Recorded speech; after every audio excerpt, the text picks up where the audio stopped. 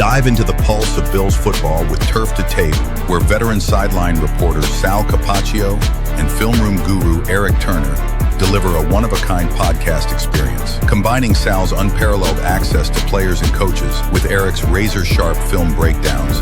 The show bridges the gap between casual fans and hardcore enthusiasts. This is Turf to Tape.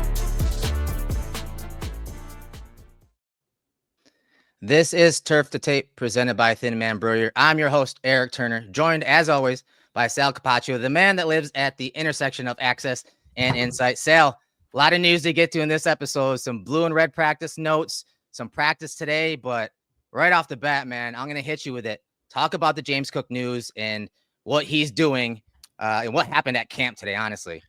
Yeah, well, first of all, welcome into my room, Dorsey Hall. I don't think it's where you stayed when you were here at St. John Fisher University, right? Love it. But that's what we're doing today because we just got off the field a little while ago. And so let me just kind of walk through what happened today and how it started, Eric.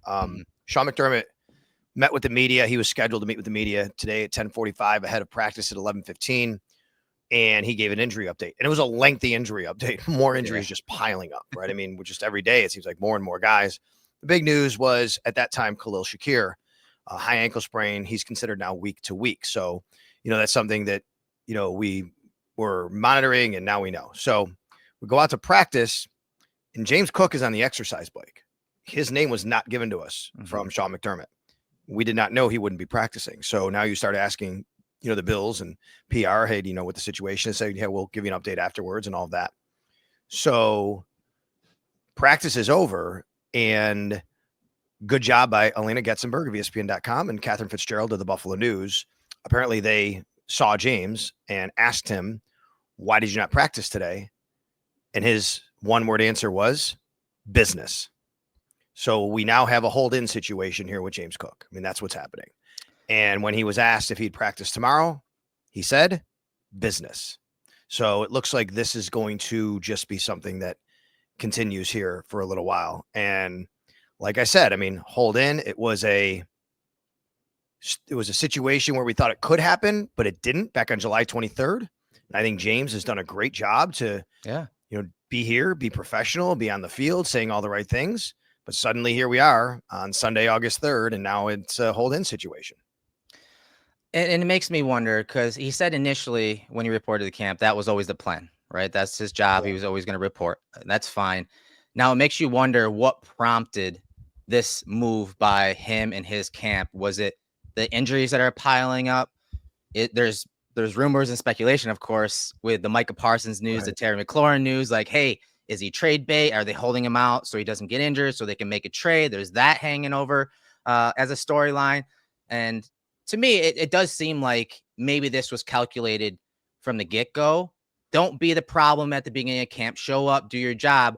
But then, hey, Hard Knocks is there. It's a juicy storyline. You reported. But now with all these injuries, hey, don't forget about my man, James Cook, who's probably the most explosive guy you have on offense. You have all these guys injured at wide receiver positions and tight end positions. Well, guess what? Don't forget about James Cook. And don't forget about wanting to pay him. And obviously his camp wants that money for him. So what are your thoughts? Like, what do you think is a primary factor or reason by James Cook and his camp making this move? Well, listen, I think that you just mentioned, the word. I think you said like worth basically. And someone tweeted that at me. And a little while ago, I responded. And I was going to read you this tweet because this is actually the crux of the issue. Someone tweeted at me and said, just pay the man what he's worth. I said, well, that's the issue. What is he worth? That's the question. Yeah. He feels he's worth a certain amount. And the Bills feel he's worth a certain amount. One thing I've always tried to say about this, Eric, that people have to understand, it's not that the Bills don't want James Cook on the team. They do. They want to pay him even. I don't think Brandon Beane is at all opposed to giving James Cook a contract extension for good money. The problem is he still wants more money than what the Bills want to give him. And there's a gap there. So whatever that gap is, we've seen the numbers, $15 million floated around from James Cook. That's what he was putting out there on social media a while ago. This has never been a, we don't want James Cook on our team situation. This is a, we just differ in how valuable he is. And oh, by the way, value differs from team to team, as you know. Totally. James Cook is not, to me, he is not as valuable to the Buffalo Bills as he is on other teams because the Bills have the MVP at quarterback. Right. who and they're paying him $50 million a year. I mean, are you going to pay a running back top 5 money when you're paying your quarterback $50 million a year? I think I'm taking from Brandon Beane's point of view, that doesn't make sense. That's not how you build a roster. Totally. It doesn't make sense. But from James Cook's point of view, hey, I've done all these things that the other guys have done. I should get paid. I see both sides. There's no doubt. But this is how we get here. He has his, opinion on his value. The Bills have their opinion on his value, and they can't come together. And you talk about Beane and how he usually handles these type of situations. You got to give him props when it comes to the running back room too. I mean, you have Ty Johnson in there and Ray Davis. He invested in Ray Davis as well. And honestly, you could argue that those two together are a pretty good 1-2 combination if James Cook is out of the equation. Now, are those guys combined or even individually as good as James Cook? Probably not. But there's enough there that the drop-off isn't as steep as maybe some other teams from their first running back to their second and third running back. And the Bills have shown that it's an everybody eats mentality, and that those running backs, regardless if the Cook is there or not, those guys are going to get touches in the run and pass game. No doubt. Remember, too, last week when James reported, and he mentioned about how he wants to play on third down more. And that's been a sticking point, how much he does or doesn't play on third down. And I said, oh, well, you want to play on third down. What does that mean to you? Like, what do you need to do? And, I think we can all say, first of all, he needs to just be better in pass protection, right? Mm-hmm. But he talked about how he has to be better in everything, pass protection, catching the ball, running routes. But this is a goal of his to be on third down more. But why doesn't he play on third down as much? We don't have to say he's like bad in those situations. He can be fine, but they have Ty Johnson. They have Ray Davis. Those guys are good at what they do. So to your point of having these other guys, they do have a stable of running backs. They can do these things. A little running back note too, just so everybody knows, Frank Gore Jr., he had his knee looked at today while he was down on the ground by trainers. He was towards the end of practice. He was sitting down. They went over and they were doing a little knee test and moving things. He got up, he went back into the huddle, but just something to be aware of because Frank Gore Jr. now, without James Cook, gets bumped up to a spot, right? Yeah. I mean, becomes him or Darrington Evans would essentially be fighting for the third spot if James Cook's not available. And you and Matt on the podcast the other day talked about a hypothetical situation, a trade of Rousseau to go get Micah Parsons. So let's have a little fun with this. If the Bills were looking to trade Cook, and again, we don't know, it was just he was standing on business. Essentially, when he said that, 8 times, to the reporters today, it was like I had flashbacks of Marshawn Lynch. I'm only here so I don't get fined, right? But let's have some fun with this. Like, what would it take to trade James Cook to go get a Micah Parsons? And of course, I was going to bring Greg Thompson on, obviously from Cover One, but he had a wiffle ball tournament to attend, a charity event. So we'll look at his tweet. He says, James Cook at 5.3 mil, AJ Epinesa at 6.2, a first in 2026, a third in 2026, and then a first in 2027 for Micah Parsons. And then you'd have to pull some other levers of restructuring some guys so that it fits. And then, of course, then have to go for an extension. So this just trade scenario by Greg, what are your thoughts on it? What's your opinion? Is this something that piques your interest given the players that are involved? Epinesa in the final year of his contract, James Cook obviously unhappy. And then obviously the big thing, especially if we're talking Beane here, are those first round assets in the future. Yeah, I don't think Brandon Beane would ever want to part with 2 first round picks. That's a huge deal for him. But you're talking about the kind of player at the kind of age that he's been coveting, right? Yeah. I mean, you're talking about Micah Parsons, an elite pass rusher at 26 years old. He's still got lots of years left. Yeah. It is going to be tough to pay him, though, because he's going to want to get paid and be paid, amongst the highest paid in NFL history, as Greg points out there, make him the highest paid non-QB in NFL history. The Bills love James Cook. Brandon Beane tells you that all the time.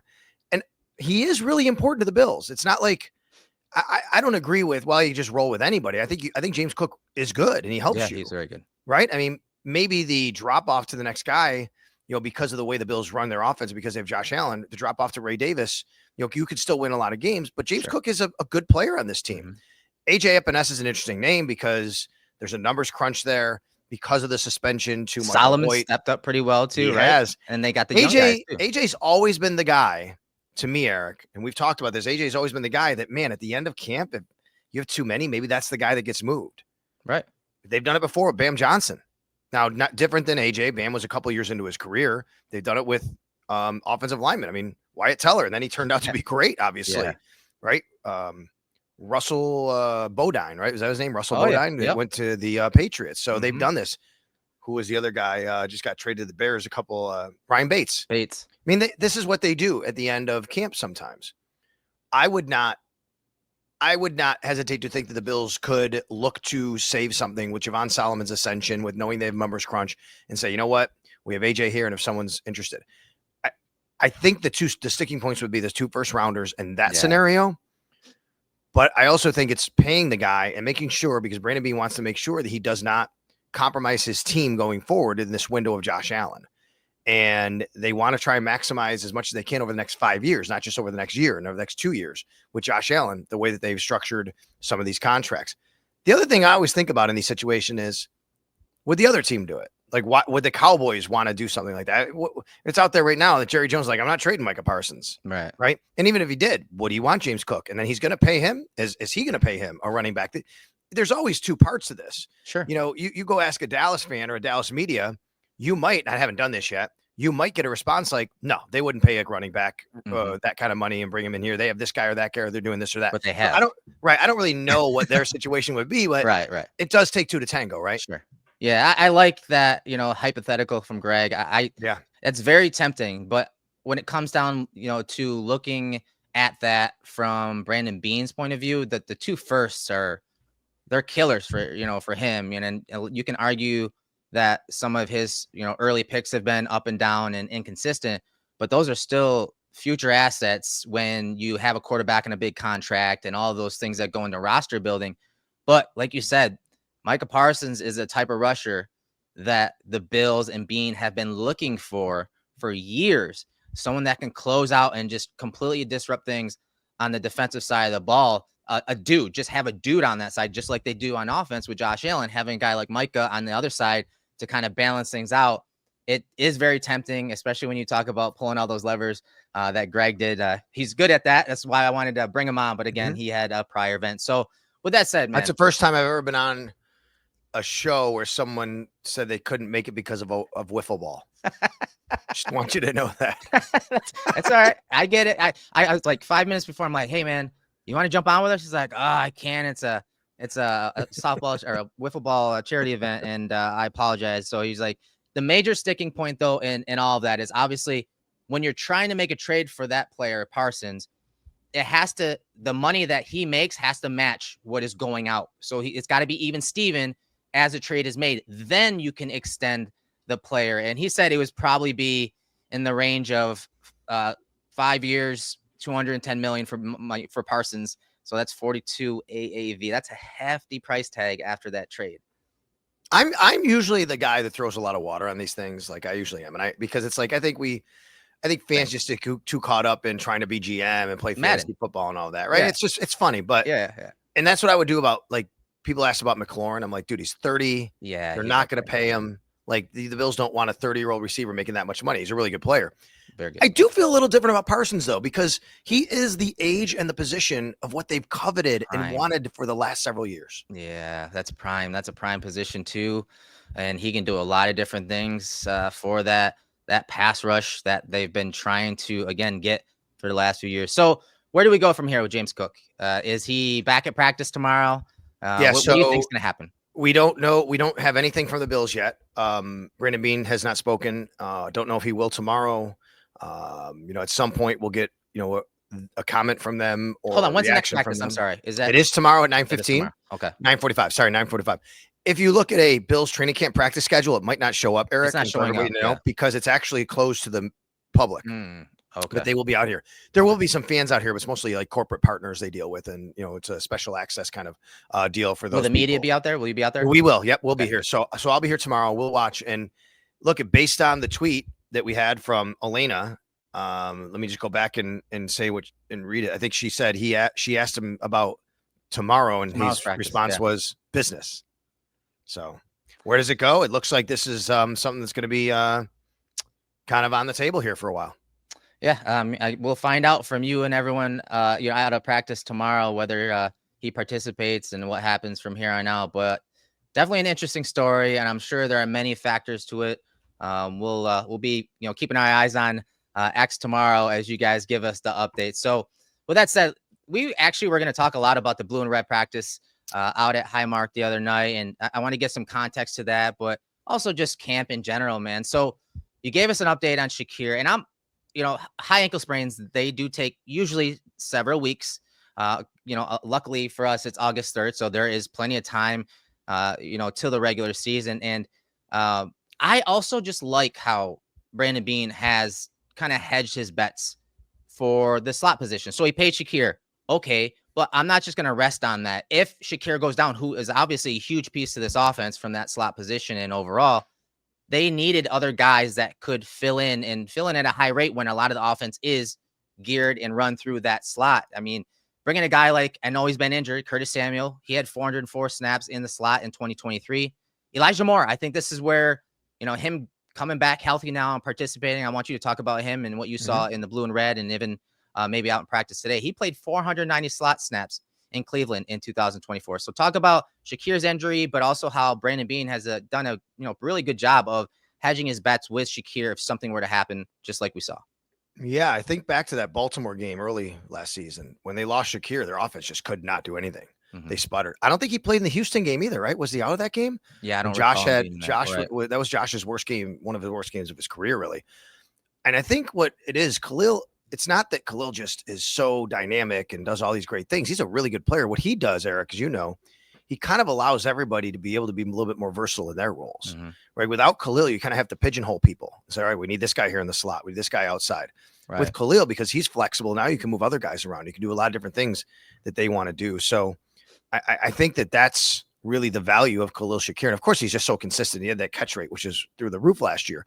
He's such a great outlet. He kind of like a running back outlet, playing kind of like Cole Beasley in a lot of ways in the slot. And that, but man, he's so good with the ball in his hands, and he can play outside. He's a little more bigger and physical. He's good down the field. He can be a blocker. So you can use him in all these situations. That's why losing him is so tough on this team for the next several weeks. And if he isn't able to go against the Baltimore Ravens, ironically, again, against Baltimore, I think it's a huge deal. But you're right. The Bills did a good job to at least have options. And first name comes to mind for me is Elijah Moore. Elijah Moore is a guy that has excelled in the slot. He can run down the field. He has juice to him. I think Elijah Moore, where he wins is off the line of scrimmage, really is what he does. He's good in right away with his feet. And you can see that out here sometimes. I think today was a really good day. Elijah caught a couple of passes today. He's getting more opportunity because there are guys that are out. The other guy that I think that can really help, but he isn't getting on the field right now, is Curtis Samuel. Yeah.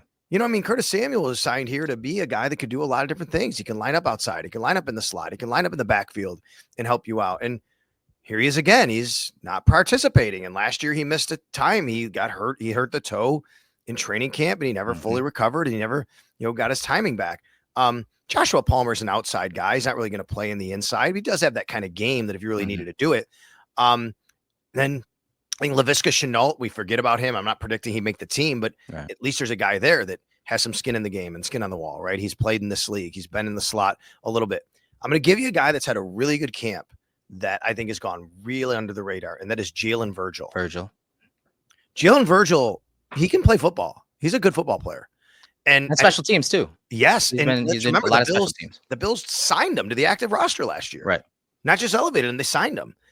And this is a guy that in a pinch, he can really kind of help that back end of your wide receiver depth chart. You're not going to put him on the field and throw the ball to him 10 times, but he might be good for a throw here or a throw there, and then be able to basically do all the other things that you need a wide receiver to do. He can block in the run game. He's not the biggest dude, but he plays special teams. Like you said, you can save a roster spot because of what he does for you on special teams if you want to go with him. And I like that. Now, they had him last year on the practice squad, and maybe he ultimately winds up there again this year, but I like that. Of course, you have KJ Hamler, who's also getting opportunity now. Yeah. KJ Hamler had a couple nice catches today, getting opportunity. The other guy that's starting to peak a little, starting to pop a little bit here, Christian Wilkerson. If you're out at camp number 82 Christian right? Wilkerson. Yeah. He's a guy that's starting to pop a little bit. He was very noticeable today at practice. Especially it seemed like, because I went on Thursday and then some of the stuff at the blue and red practice, it seemed like for him, it was like, hey, the defense is showing a single high coverage and you got that outside look, one-on-one. A lot of stuff off play action because he's got some juice. So you're seeing a lot of the, some of those deep shots down the field. But I like what Bean has done at that position, that group, specifically guys that can play the slot. Just to put in perspective how important Shakir was to the Bills offense last year. Some on-off splits courtesy of Sports Info Solutions. So passing metrics, EPA per play with Shakir on the field was 0.31. With him off the field was 0.11. That's a 0.2 difference. So it's obvious he's important. He's a big part of their future. He's a big part of their offense. And so Bean didn't just rest on that. He knew that I needed to have some other complements or guys that could do some of what he does if Shakir were to get banged up like he is. Again, high ankle injury. It's good to have guys in the pipeline. Some of them are separating themselves here in camp, but it's good to have guys like Elijah Moore, Curtis Samuel, Virgil, and others that you mentioned. So as far as can I just answer? There's a question in the chat here directed at me from Walter. Walter says, Sal, why do you care what he is anywhere else? Meaning what James Cook is worth. We're talking about the Bills. If a player is great here, I don't care what he is somewhere else. Well, Walter, that's the whole point of what his value is. Yes. Like that's literally the point of if James Cook feels he's worth something, yes, he might be worth that to another team. He's going to be a free agent next year, but he might not be worth that to the Bills. So of course that's the point of the conversation. No, when it comes to James Cook playing for another team, nobody cares about that right now because he's a Buffalo Bill. But yeah, I mean, the whole point of what his worth is measured in what his value is and worth is to not just the Bills, but anywhere. It's the exact same thing anybody goes through in their career, right? We know. Remember when Gabe Davis became a free agent, I told everybody he's going to get paid. It's just not by the Bills. Yeah. He's not worth to the Bills what he will be to another team. Right. And he got some good money from Jacksonville. Like this happens all the time. All the time. So that's the answer. And I don't know why he says I'm wrong, but that's the answer. No, I agree with you. That's how this system works in the NFL. That's the market value. Brandon Bean, someone also said it. Brandon Bean isn't. Oh, wrong Sal. Sorry. There's two Sals in the chat. My apologies, Walter. My apologies. I saw Sal. There's two Sals. We had to change this guy named Sal. That's all right. Maybe it could be a Sal. There's only one L Sal on Sal this C. show. I'm Sal C. I'm sorry about all that, but thank you. It's all right. It's a good discussion, though. So my apologies, Walter. Thank you. It is. And John says Brandon Bean is not signed a running back past a rookie contract. So, again, historically, that is Bean's operating how he technically has operated in the past. But again, maybe there's some sweet spot. Maybe there's some way that, both sides kind of come to an agreement and compromise. We'll see. We'll see again where tomorrow lands. Like, that's what we're worried about. Like, okay, is he going to show up tomorrow? Okay, is he going to be playing once the season starts? I think that's the most important thing from a Bill standpoint. I do think he'll play eventually. Whether he's there tomorrow, we'll see as far as practice goes. But any other injuries or participants from today's practice, guys that sat out, or even the blue and red, what were some updates there? How long is this podcast? Because we got a lot of names to get to here, pal. Did they have enough bikes for everyone? That's what I want to know. Were there enough bikes? So we know that obviously Max Harrison is out. And now today we did learn officially from Sean McDermott, he's termed week to week. The Bills don't put timelines on injuries. Week to week is what you're going to get from Sean McDermott right there. We know Khalil Shakir has a high ankle sprain and he is now week to week. Excuse me. The other guys who did not practice today, offensive lineman Alec Anderson, he's week to week with knee scope. Offensive lineman Cedric Van Pran Granger. I think McDermott talked about maybe getting him back after the Tampa preseason game. I mean, that's all of the preseason he would be missing for a second-year important player, right? Yeah. Important backup piece. Safety Cole Bishop has a quad injury. He did some stuff off to the side today. That was good seeing that. Linebacker Dorian Williams, same thing. Calf injury. He's still out. We talked about Curtis Samuel. Wide receiver Caden Prather is out with a hamstring injury. Another wide receiver that's down. Linebacker Shaq Thompson is out. I can't remember exactly what he was, but he went off the field during the scrimmage as well. And then Tyler Bass, pelvic injury. He did have his helmet today. He was a little more dressed. He was on the field Friday doing a little bit of stuff, but he didn't actually kick the ball. Ray Davis kicked the ball on Friday night at the stadium.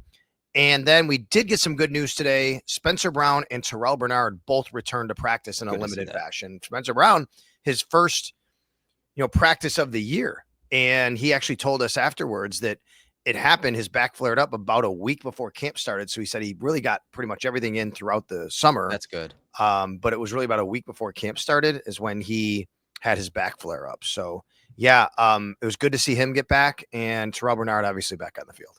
Yeah, awesome. Taylor Rapp also didn't practice today. Right, knee issue. Knee issue, yeah. Now I'm trying to recall, when did that happen? at the scrimmage?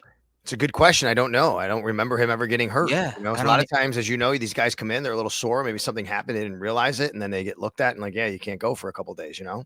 Yeah, I can't recall now that like looking back, being there, I can't recall. But with that said, let's transition to that blue and Thank red. you, John. Shaq has a hamstring. Sean McDermott said, "Thank you." Oh yeah, yeah, I yeah. couldn't remember exactly what it was. Thank you. And that occurred at the scrimmage, which we're going to talk about here, which really paved the way for guys like Andreessen and Balin Spector, which we'll talk about later in the show. So let's get back to the blue and red practice.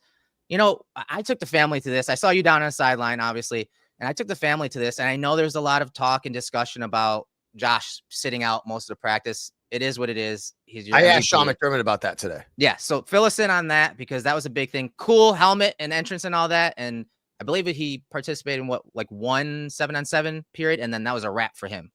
He did. He warmed up. He threw the ball, played catch with the fans, then he participated in 1 7-on-7. I get it. You go to a practice like this, you're your kid, you want to see Josh Allen on the field. That's your guy, right? He's the quarterback of the Bills. You also have to understand the Bills have a practice plan, and they want to make sure that they get the right amount of reps for the right amount of people at the right times in these situations. And it was pretty much what I guessed it was. My guess was that this is what I thought when this all happened, Eric. And I said to a few other media members, I said, I bet you Mitch Trubisky starts next Saturday against the Giants, and they wanted to use this Friday night for Mike White's kind of, preseason action to get him some good looks. Mike White played a lot, and that would be his. And Sean kind of echoed that. He didn't use those words. What he said was, hey, we have 4 quarterbacks here. We got to get them all the right amount of reps. We want to make sure they're all being able to throw and play in these environments too, which is right. Yes, it's great to see Josh Allen out there and for the fans and all that. The Bills are also preparing for a season, and they have to evaluate their backup quarterbacks. And they want to see these guys perform in front of close to 40,000 people with crowd noise pumped in, and that's how they have to kind of evaluate them. So I get it. I get why you're frustrated. If you went to see Josh Allen, you didn't see him. I also understand, and people should understand, the Bills have to prepare for a season. They have to evaluate people. Yeah, and I love that you mentioned the offense or the stadium pumping in the noise, because that immediately when that happened, it was, as a fan, it's kind of jarring. It's almost like gives you shell shock initially. My wife was like, "Are you hearing that?" I'm like, "Oh, I hear it." And then I look down on the field and I see like the marker is like 3rd down, 4th down.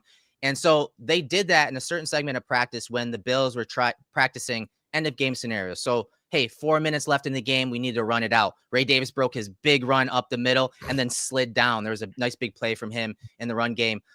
Maybe they're down by 1 point or 1 possession. They're trying to drive down the field. So they're simulating these end of game scenarios with the noise in there. But let's be honest, nearly 40,000 fans showed up to this open practice cell.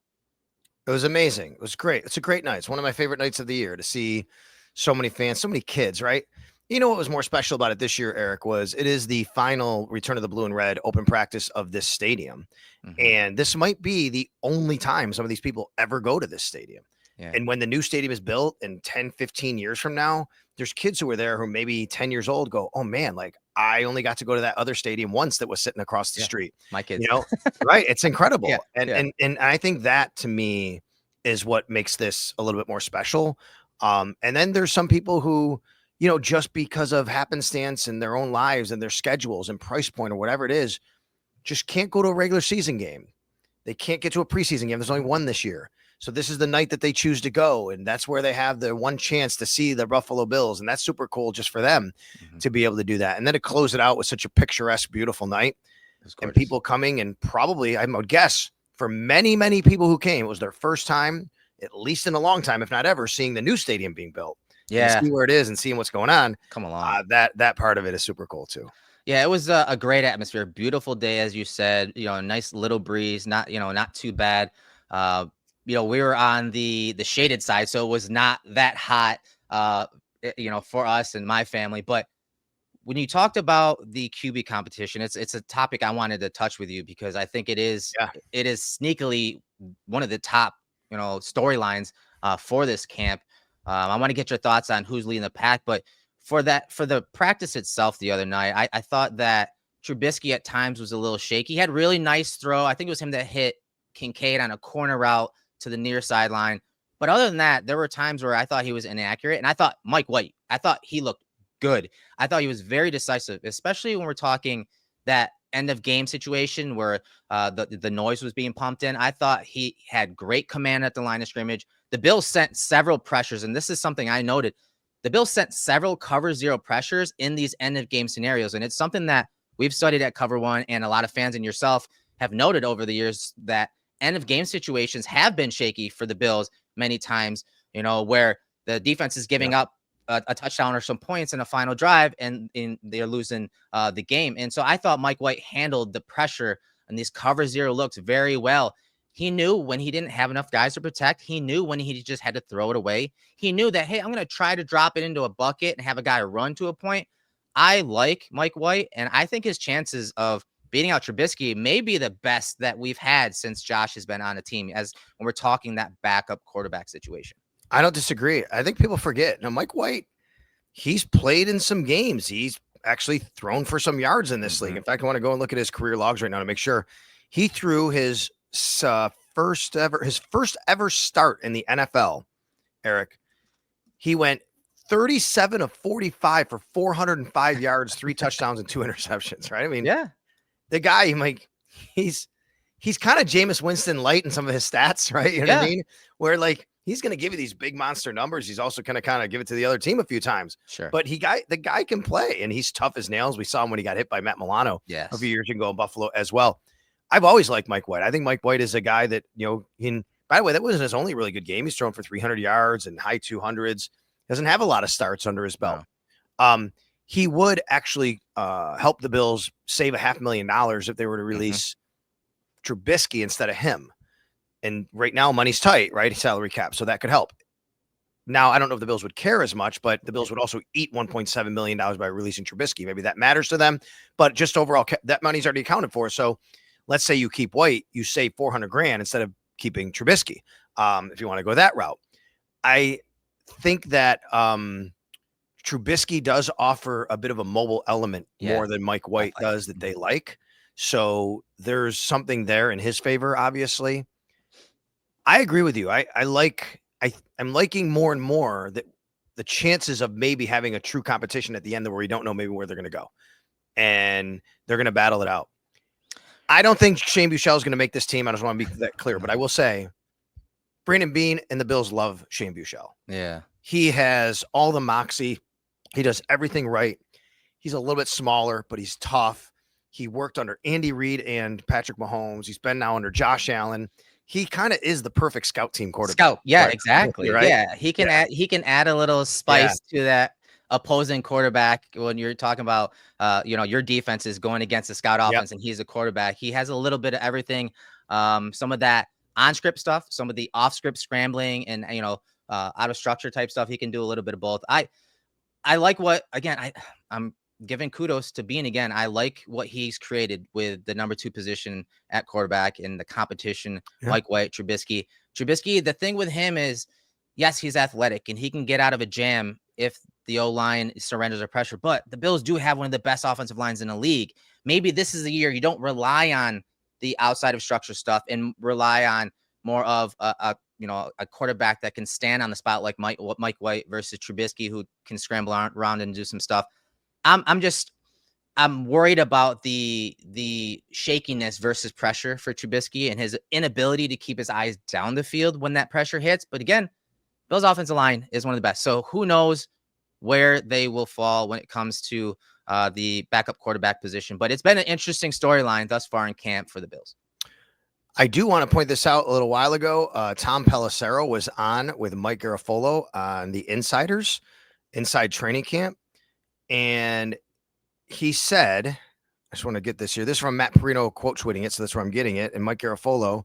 So here's the quote from Tom Pelissero, according to Matt Perino. This is between the Bills and James Cook. Quote, the sides have been engaged. From my understanding, they have not been that far apart through the course of the talks. Wow.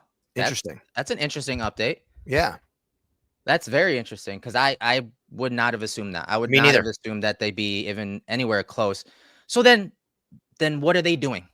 Like if they're that close, that makes it even crazier. Is it possible, Eric? Is it possible that maybe he sat out because they are close and he doesn't want to risk? Doesn't want to get injured? Right, like we're that close. I don't want to risk it. If I get injured, that could make the deal fall apart. Not you don't trust the team to honor it, right? But we've seen that Right. happen before, It does. where Yeah. a team has. This happens in hockey actually a bit, where there's a guy close to a contract extension, so he sits because he doesn't want to risk.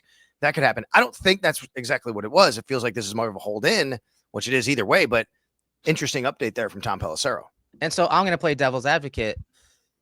Who's the source there?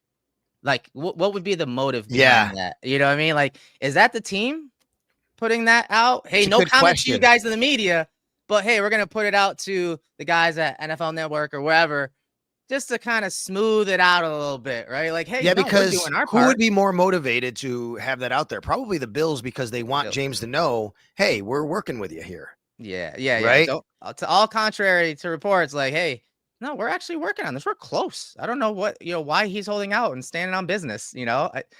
That's the PR side of things, and I'm sure again we'll have some type of conclusion or I don't even know. It's been so fascinating to see because again the position running back Brandon Beane, his history at paying that position or not paying it for that matter, and then these games in the media. But it's great for Hard Knocks.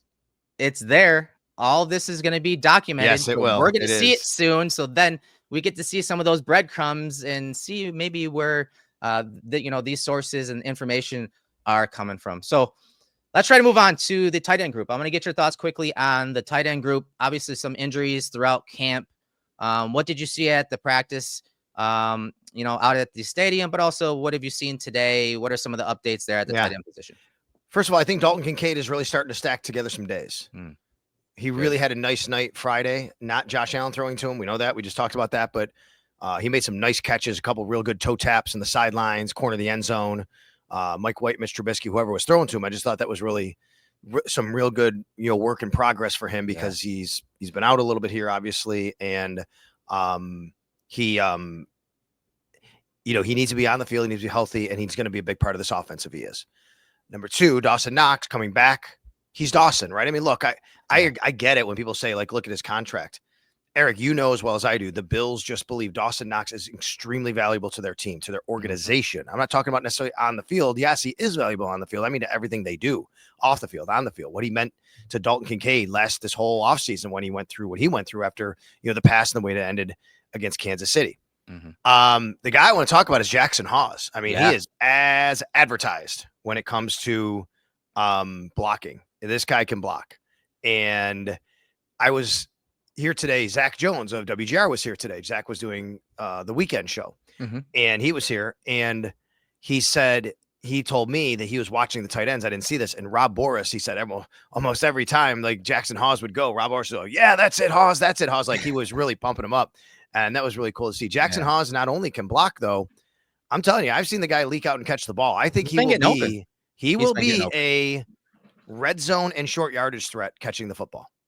Yeah, he's been, I mean, even the minimal practices I've been to, he stood out.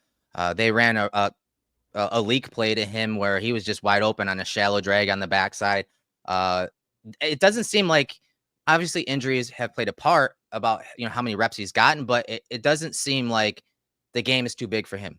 Obviously, like he's playing inline, offline, moving, run game, pass game.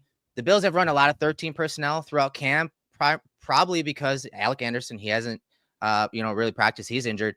And so they haven't run as many 6 offensive lineman sets as what I saw at camp last year. So you're seeing a lot of that 13 personnel, 1 running back, 3 tight ends. You're seeing a lot of Davidson, Jackson Hawes, as you said, and Kincaid started working in there a bit. But it's interesting what they've done. I feel like because of the injuries at wide receiver, they have been working the tight ends a lot. It feels like they're targeting them a lot more in between the numbers, and as opposed to just continuously working the boundaries of the receivers. It seems like they are targeting those guys, and obviously it's great for those guys to get reps in the Bills offense. Yeah, for sure. We're gonna, I think, see again a very similar offense to last year when it comes to target share. When it comes to spreading the ball around, everybody eats. That's exactly what, the mentality is. That's exactly what the philosophy is. And it's really what they want to adhere to. And it's tough because you want to see Dalton Kincaid have this big leap and you want to see Keon Coleman have this big leap, but there's only so many footballs to go around. Right. And I don't really know where the numbers wind up lying at the end of the day. Yeah. But the Bills want everybody to be involved and to create matchups. That's really what this is about. It's all about creating matchups. If you can get everybody involved, you can then create matchups and you can exploit matchups.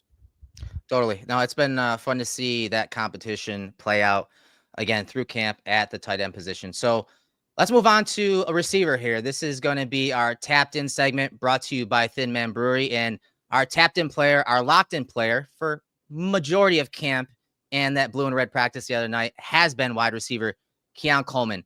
The Bills, when you watch them practice, Keon is going to be a big part of this offense. And I think aside from Josh Allen, what's hilarious is when you're watching the players run out to the field at camp, aside from Josh Allen, Keon Coleman actually gets some of the loudest cheers when he comes onto the field, which he's a polarizing guy. You know it. We know it. He's a polarizing guy, character, personality, on the field, off the field, but also the fans.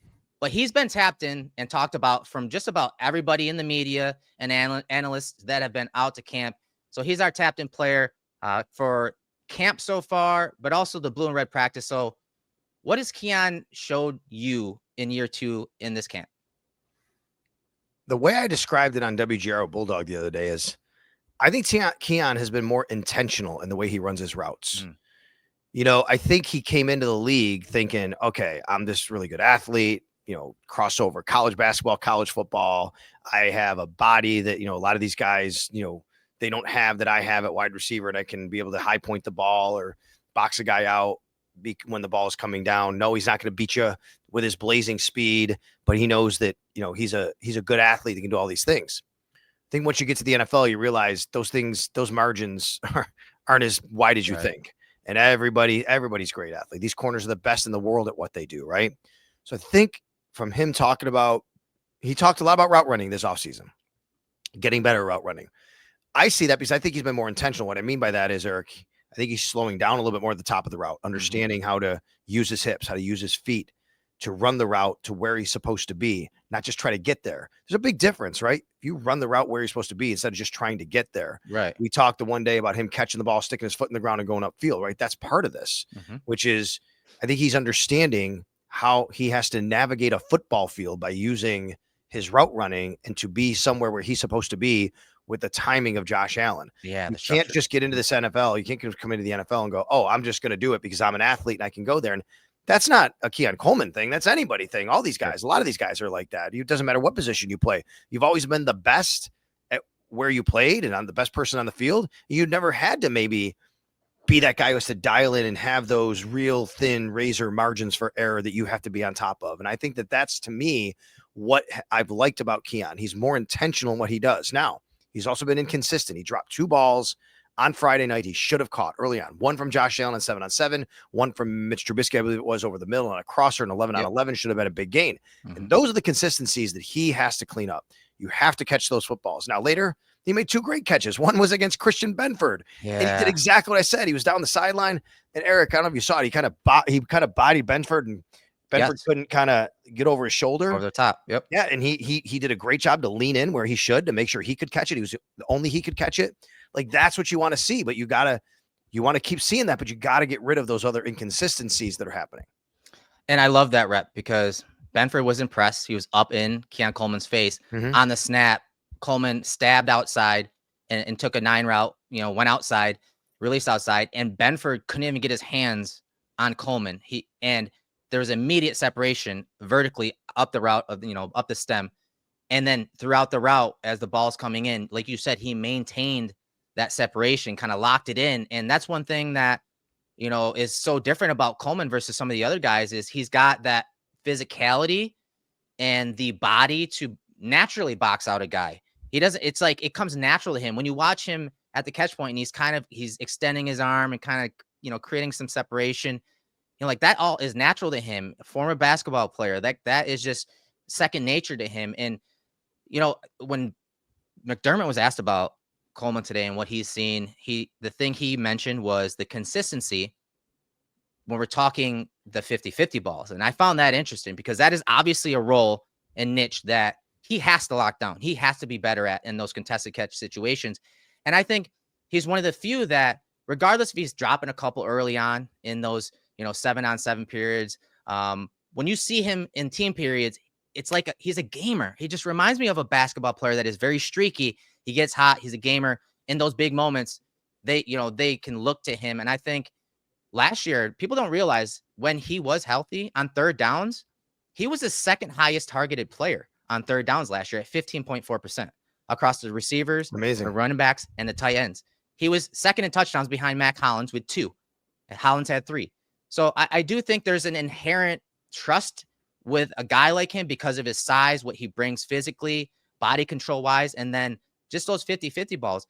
If any of these quarterbacks feel like they're in trouble or they're at the end of a play or outside of structure, they have an inherent trust to say, you know what, if I give him a chance, there's a good chance he's gonna bring it down.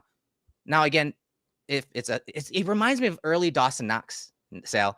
Yeah, early on in his career, he had Yes. drops, and they were the easy ones, but he made the hard ones look so easy. Yeah, I know. It's just like that. I've compared it to Gabe. Remember, Gabe had a few of those. Gable, yep. Right? Gabe Davis was like that, where he'd make a big play and like, wow, like great catch on the sidelines. I mean, they don't win the Indy playoff game without Gabe Davis making a couple of those catches, right? Totally. And of course, we all know what happened in the AFC, the game when he scored the 13 seconds game, I'll say, in Kansas City. And then, but he would every once in a while you drop one, you're like, oh my gosh, like you got to hold on to that, right? So that's the thing. You got to be consistent. You got to make the easy ones, because those are the ones I think sometimes, guys, they're so dialed in on trying to make every catch that maybe you just let your guard down a little bit on those ones that you just can. Maybe you see green grass in front of you, green turf, right? Whatever it is, you got to be more consistent and stay dialed in on those.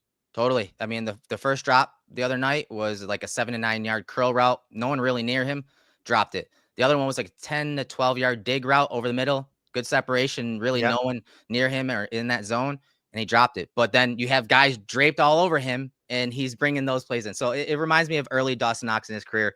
So as of right now, Keon Coleman, tapped in player, courtesy of Thin Man Brewery. And if you guys haven't heard, Thin Man is, bringing big things this year. The fan favorite is Pils Mafia. It's getting a bold rebrand and is bringing back up, and they're introducing Mafia Light. Meet your new tailgate essential. Mafia Light hits different with just 3.5% ABV and only 80 calories per 12-ounce can. Drinks like water with notes of beer. You're going to have this probably in the Buffalo and Rochester area in early August, just in time for tailgate season. It's one of those beers that when we're talking August heat and we're talking, preseason games and even going into September, you want something that's kind of light and that's not going to be completely filling. Mafia Light is going to be that for you. So make sure to keep your eye out for Mafia Light, courtesy of Thin Man Brewery. And once again, Keon Coleman, the tapped-in player for this segment. And thank you to Thin Man Brewery for sponsoring this segment for the next year. So with that said, we got a few more topics I want to get to before we run out of time here. And so let's talk about the other side of the ball. Let's talk about defense and the linebacker position. Shaq Thompson in that blue and red practice, injured, which opened up the way for Joe Andreessen, Spector, and some others to get some playing time. So I'm going to get your thoughts on Andreessen in year 2 and what's being asked of him this season. I've really loved Joe Andreessen's camp. I've talked about him a lot. I've written about him. I just think he's incredibly instinctual in the run game. He actually, in a lot of ways, I'm not making a comparison as a player, but his instincts remind me of Matt Milano. Matt just knows where to get there, and he sees something happen, and he goes. And I just love that about Joe. He has these instincts, and he knows where the ball's supposed to be, and he goes there. He made a play the other day in practice. I don't think we've talked about it yet. It was a great play where it was red zone 11 on 11, and Josh had Ty Johnson in the flat, and he went to throw it to him, and Joe saw it, and he started making a beeline, and Josh saw Joe see it. So it wasn't there yet, but he knew he was coming. So Josh had to pivot, go across the middle of the Dalton Kincaid. And by that time, it became incomplete because it was a little bit of off timing. Joe made that play happen, even though he wasn't actually the guy involved in the play, right? So I love that. Today was the first time I saw Joe get really beat in the passing game. Ty Johnson this time did beat him down in the field on the sidelines, one-on-one, beat him. Great throw by Josh. Had him beat by a couple steps. He took it to the house. That said, I just think we're in for a battle here between Joe Andreessen and Bale Spector. I really think it's a true backup middle linebacker battle. Now with Terrell Bernard out, Matt Milano with a vet rest day the other day, and Dorian Williams out, I thought it was interesting. They used both Andreessen and Spector on the field. Eric, what they did was Andreessen played the Mike. Spector played the will. Now I could look at that two ways. I could look at it and say, okay, that means Andreessen is the backup Mike ahead of Spector. I could also look at it and say that means Spector is more versatile and they like to have him. It really kind of depends on how you want to look at it there, because these guys are both in the mix to be the backup Mike. Yeah, at that position, linebacker overall, you have to be versatile. You have to be able to play both positions. And Andreessen did say that they're asking more of him this year. And I think that comes with the territory when you're trying to be a Mike in this defense. You guys know Terrell Bernard is that guy that's everything for this defense. He's the one communicating pre and post snap. Anytime there's motion shifts, he's the go-to guy at setting the defense. And so that's a lot of responsibility for a second-year linebacker. And from what I saw when he was at Mike, he looked natural. He looked comfortable. I do think overall, he's super athletic, a 9.35 relative athletic score. But I do think his best work is in and around the line of scrimmage, especially against the run. He just sniffs it out. He reads those run blocking concepts so quickly, like you said, like Milano, and just puts himself ahead of blocks where he doesn't even have to necessarily, shed a block, engage a blocker. He just beats a guy to a spot. He's very instinctive, and he reads the run blocking very well to put him in and around the ball. I do think there's going to be inconsistencies in the pass game, whether he's at Mike or Will. And one way to kind of minimize that is to put him at Mike, because at Will, you're going to get matched up consistently, especially when you're talking man coverage, running backs, tight ends. And I don't feel comfortable with him in that regard or role yet, but I do think he's got the ability to do it. I think that part of his game is not quite there yet, but if we're talking in and around the ball, up and down the line of scrimmage, he's your guy. He's always right there at the play. At the scrimmage, he made plays in the backfield, tackles for losses, plays at the line of scrimmage. And even, like you said, the entire camp, he's been doing that each and every day. Yeah, and both these guys are special teams players, right? And Andreessen played a lot of special teams. Balen Spector plays special teams. I just think at the end of the day, it might come down to availability. And we all know that Balen Spector's had some availability issues. And if this team feels, if it's tied, about who they want to keep, you might have to lean towards Joe Andreessen because of his availability. Maybe there's a spot, maybe there's room for both, because I'll be honest with you, I don't see Eddie Ulofoshio much in the mix. Yeah. Maybe that's the odd man out. Shaq Thompson, they like because of his versatility. Yeah. And he could be a guy that could make it. So there's going to be a real interesting decision coming at linebacker. Yeah, I'm excited to see how this continues to play out. Another player that I thought stood out and quite possibly was the best player on the field at the blue and red practice was Ed Oliver. He just moves at a different speed than everyone else. And that's not to say he hasn't always been like that, but I think we forget, especially we were talking this offseason and trying to add pieces up front to pair him with somebody. The thing that we all have to remember is that he is really the straw that stirs this drink. The defensive linemen that play with him have to play off of him because he's so fast, he's so sudden, he's so disruptive. And a lot of times the other three defensive linemen that are playing with him are playing off of him and complimenting what he's doing because he is that penetrator and really that disruptor up the middle. Listen, we all know the Bills got bigger on the defensive line. And one of the reasons why is because they want to pair Ed Oliver with guys that can, tie up the offensive lineman. And Ed Oliver can do his thing, which is being a penetrator. The Bills run a penetrating defense. You know this, Eric. They're a defense that wants their defensive linemen to penetrate and get upfield. Well, that's what Ed Oliver's game is, and he's gonna have opportunity to do that a little bit more with some guys who are a little bit bigger. That even though they're penetrating, if you want them to, they can anchor a little bit. That's the goal of the defense. And the guy that comes into play here is Ryan Nielsen, who I think has been really good for all these guys on the defensive line. I talked with Greg Rousseau today about Ryan Nielsen and playing for him, and I think they really like his style, like what he does. You've talked a lot about what Ryan Nielsen brings to the table as a coach, and I think Ed Oliver can be a big benefit from him.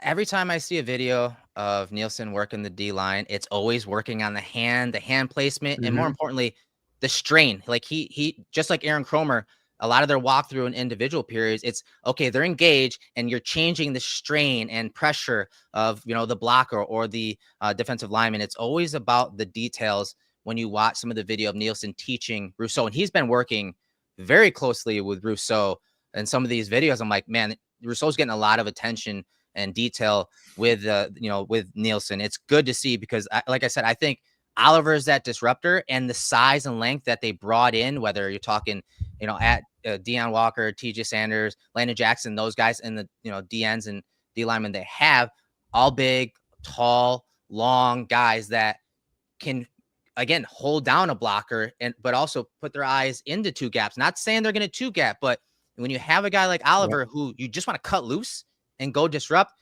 getting the hands on a blocker for the other 3 defensive linemen is that much more important on top of the eyes. And there was a clip today where Nielsen was working with Bosa, and he's working on, hand placement again on a bag, and he's telling eyes up, eyes up, eyes up. That is what Nielsen is bringing. And so I'm excited to see, we've talked about it several times, because I'm excited to see how that translates to the field, how that impacts this D-line, but most importantly, how Ed Oliver is the guy that is really the engine to this D-line and pass rush when we're talking the Bills defense. The guy that I think we can talk more about maybe next time as we run out of time is a guy you brought up earlier. I think Javon Solomon is popping. I think he's going to be a real like interesting guy here when we get to the end and what he might be able to do on this football team. He's coming along, and he was a great pass rusher coming out. He's a shorter guy, 6'1", but he has long arms, and he's not just flashing as a pass rusher now. He's making plays in the backfield against the run, and he's got the ability to stack because of those long arms. But again, a little shorter, but he's looked very good. Great way to round out the defensive side of the ball. So, Sal, give us some quick updates. Next practices, anything going on, radio, writing? Yeah. So I just wrote my story at WGR550.com, so people can go check that out. It's all about James Cook and his contract situation. He basically, in case you're joining us late, he essentially has a hold-in going on now. He did not practice today. He said it was due to business. So that's written, as well as all the injuries. They are starting to pile up. I'll be on with Jeremy and Joe Monday morning, I believe at 8 o'clock. I'm going to be on with them. The team will practice tomorrow, Monday, 9:45, but it's not. Don't come here. Don't look for a ticket if you don't have one, because it's closed off to the public for fans. There will be some fans here. If you see video, that's more like corporate partners and people like that, some friends and family. But we got that going on. And of course, tonight, if you're watching me anywhere tonight out here in Rochester, Eric, I am going to be over at Adrian Jewel's Custom Clothing, going to be doing in conjunction Sal's House podcast with Del Reed of 26 Shirts and Mafia Family Ties podcast. They're going to bring some 26 Shirts merch. There's going to be some pizza and some drinks, and we're going to be talking with Greg Connors of Connors and Ferris, and Thad Brown of WROC TV is going to join me. So we're going to be at a nice clothing store. Yeah, I know it's kind of to talk clothing about. store. It's a beautiful spot. It's unbelievable. That's cool. We want you to come in and see everything, and that's why Del's going to come out and give out some shirts. It's going to be cool. That's exciting. Yeah, you've been everywhere. That's why I said you're at the intersection of Access Insight. You've been doing a ton of different things. You're pulled in many directions, which is why I'm happy and enjoy getting, an hour out of your time to talk football and bring, Bills Mafia, a little different twist on some of the insight that we can give, all of the fans. So we appreciate everyone joining us live on YouTube and, later on, if you watch it later on YouTube, appreciate that. But also let everyone know and share links for iHeartRadio, Spotify, Apple Podcasts. We're audio platform across the board as well. And so share that with some friends who you think would enjoy this show. Again, it's a little different twist to the type of content that is out there for Bills Mafia. But on behalf of Turf to Tape, I'm Eric Turner. That's Sal Capaccio. We'll see you on the next episode.